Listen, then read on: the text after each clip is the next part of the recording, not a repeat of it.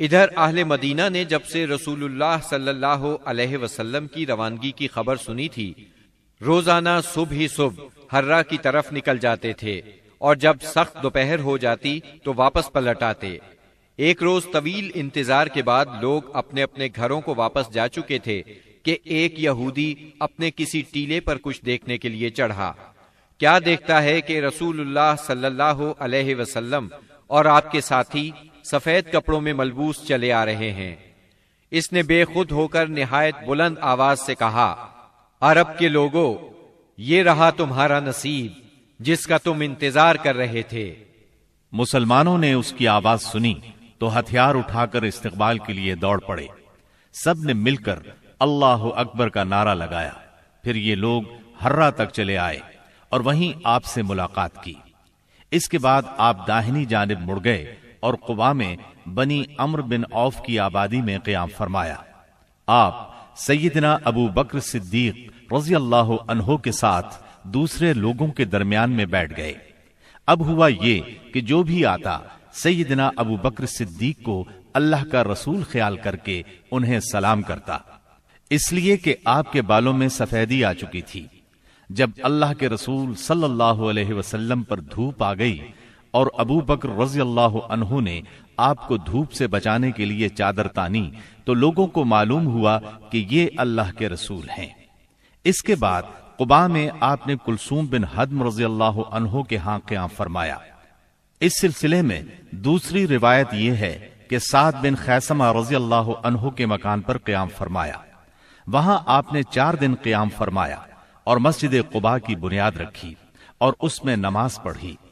نبی اکرم صلی اللہ علیہ وسلم نے فرمایا، جو شخص قباء میں 2 رکعت نماز پڑھے اسے عمرے کا ثواب ہوگا۔ نبی کریم صلی اللہ علیہ وسلم کے بعد سیدنا علی رضی اللہ عنہ مکہ مکرمہ میں 3 روز ٹھہرے۔ اس دوران میں مکے کے لوگوں کی جو امانتیں رسول اللہ صلی اللہ علیہ وسلم کے پاس تھیں ان کو ادا کیا، پھر پیدل چل پڑے اور قباء میں رسول اللہ صلی اللہ علیہ وسلم سے آ ملے۔ انہوں نے کلثوم بن حدم رضی اللہ عنہ کے مکان پر قیام کیا۔ رسول اللہ صلی اللہ علیہ وسلم 5ویں دن یہاں سے روانہ ہوئے۔ یہ جمعے کا دن تھا۔ اللہ کے حکم پر روانہ ہوئے۔ ابو بکر صدیق رضی اللہ عنہ آپ کے پیچھے بیٹھے تھے۔ آپ نے اپنے ننھیال بنو نجار کے پاس پیغام بھجوایا۔ وہ لوگ تلواریں لٹکائے حاضر ہوئے۔ آپ نے ان کی معیت میں مدینہ منورہ کی طرف کوچ فرمایا۔ آپ بنو سالم بن عوف کی بستی میں پہنچے تو جمعے کا وقت ہو گیا۔ آپ نے وہیں بطن وادی میں جمعے کی نماز پڑھائی جس میں 100 آدمی شریک تھے۔ جمعے کے بعد نبی کریم صلی اللہ علیہ وسلم نے مدینے کا رخ کیا۔ اس وقت تک لوگ استقبال کے لیے امڈ آئے تھے۔ گھر اور گلی کوچے حمد و تسبیح سے گونج رہے تھے۔ رسول اللہ صلی اللہ علیہ وسلم انصار کے جس محلے سے بھی گزرتے اس محلے کے لوگ آپ کی اونٹنی کی نکیل پکڑ لیتے اور عرض کرتے، ہم لوگ حاضر ہیں، ہمارے ہاں قیام فرمائیں، ہم سب ساز و سامان اور ہتھیاروں کے ساتھ آپ کی حفاظت کریں گے۔ جواب میں آپ فرماتے، اونٹنی کا راستہ چھوڑ دو، یہ اللہ کی طرف سے معمور ہے۔ آپ کے اس فرمان کا مطلب یہ تھا کہ اللہ کو جہاں منظور ہوگا یہ وہاں خود رکے گی۔ چنانچہ اونٹنی اس جگہ رکی جہاں آج مسجد نبوی ہے۔ یہاں پہنچ کر وہ بیٹھ گئی، لیکن آپ نیچے نہیں اترے یہاں تک کہ وہ اٹھ کر تھوڑی دور تک چلی، پھر پلٹ آئی اور پھر اسی جگہ بیٹھ گئی جہاں پہلے بیٹھی تھی۔ اس کے بعد آپ نیچے تشریف لے آئے۔ اب لوگوں نے آپ کو اپنے اپنے گھر لے جانے کے لیے درخواست شروع کی۔ ایسے میں سیدنا ابو ایوب انصاری رضی اللہ عنہ نے جلدی سے اونٹنی کا کجاوا اٹھا لیا اور اپنے گھر لے گئے۔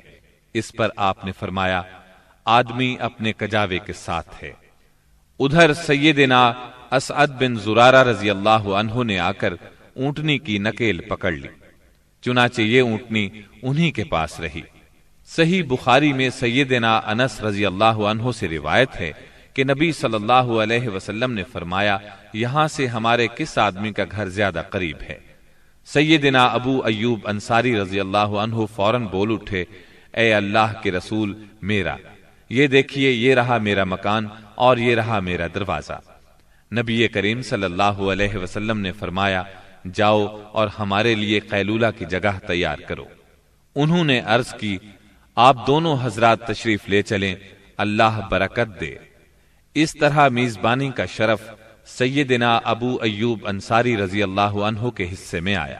جب رسول اللہ صلی اللہ علیہ وسلم مدینہ منورہ میں قیام پذیر ہو چکے تو آپ نے سیدنا زید بن حارثہ اور سیدنا ابو رافع رضی اللہ عنہما کو مکہ معظمہ بھیجا۔ وہ نبی کریم صلی اللہ علیہ وسلم کی دونوں صاحبزادیوں سیدہ ام کلثوم اور سیدہ فاطمہ، ام المومنین سیدہ سودا، ام ایمن اور سیدنا اسامہ بن زید رضی اللہ عنہ کو ساتھ لے آئے۔ ان کے ہمراہ سیدنا ابو بکر صدیق رضی اللہ عنہ کے فرزند عبد الرحمن بن ابی بکر بھی اپنے گھرانے کے افراد سیدہ ام رومان، سیدہ عائشہ اور سیدہ اسماء رضی اللہ عنہن کو لے کر مدینہ منورہ آ گئے۔